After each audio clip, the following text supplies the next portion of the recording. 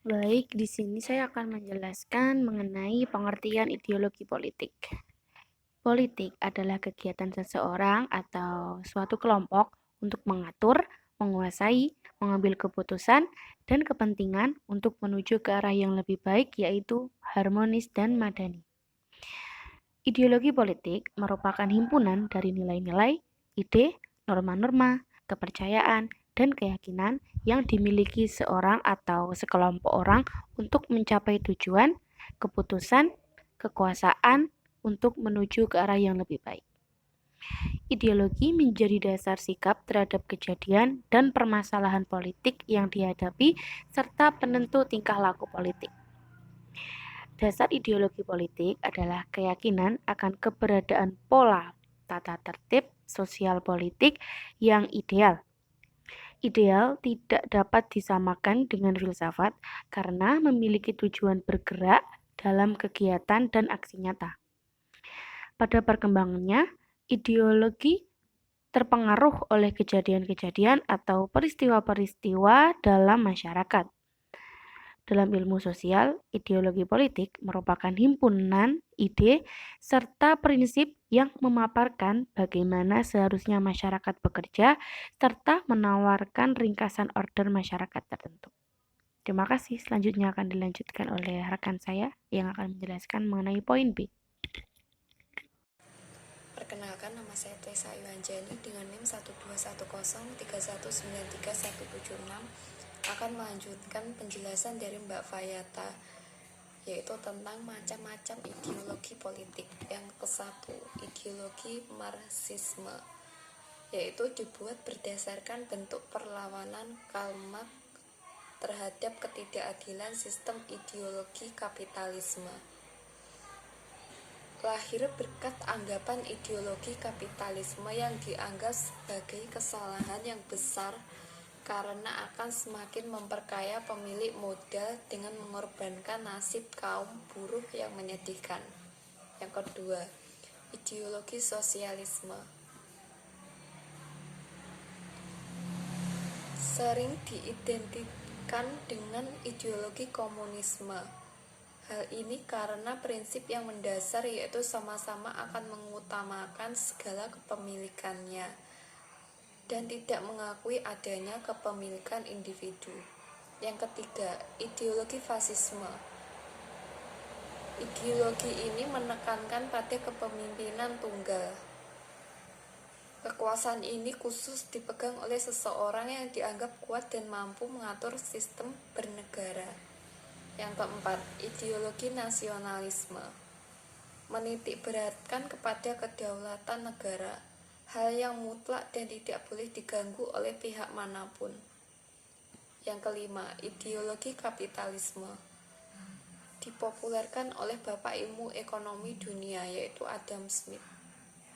Menekankan kepada penguasaan modal oleh pihak swasta yang dimana negara tidak berhak mengatur dan membuat undang-undang yang dapat mempersulit jalannya usaha mereka. Yang keenam, ideologi liberalisme. Menekankan pada kebebasan, terutama pada setiap golongan untuk dapat mengekspresikan keinginannya sendiri tanpa ada larangan dari pihak lainnya. Yang ketujuh, ideologi demokrasi. Ini adalah ideologi yang dianut oleh pemerintah Indonesia sebagai sistem pemerintahannya.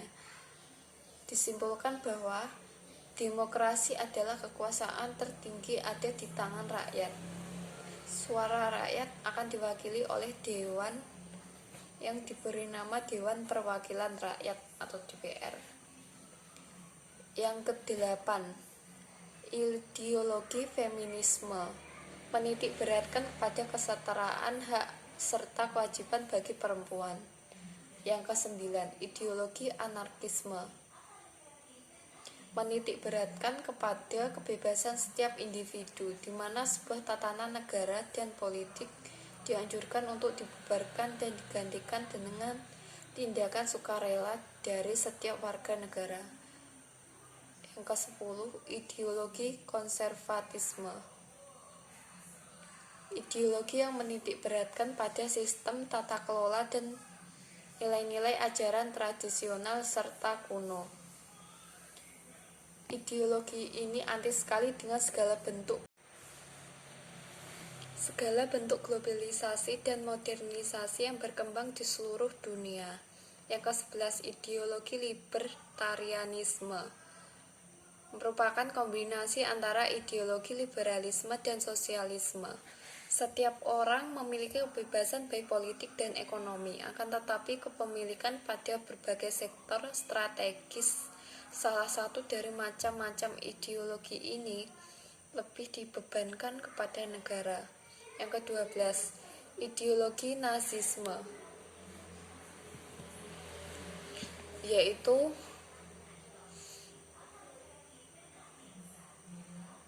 diartikan dengan nasional sosialisme.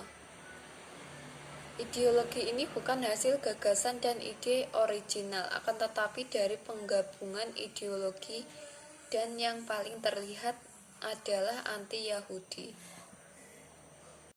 Ya, meneruskan dari pemateri sebelumnya tentang poin C, pengaruh ideologi politik terhadap eksistensi partai politik.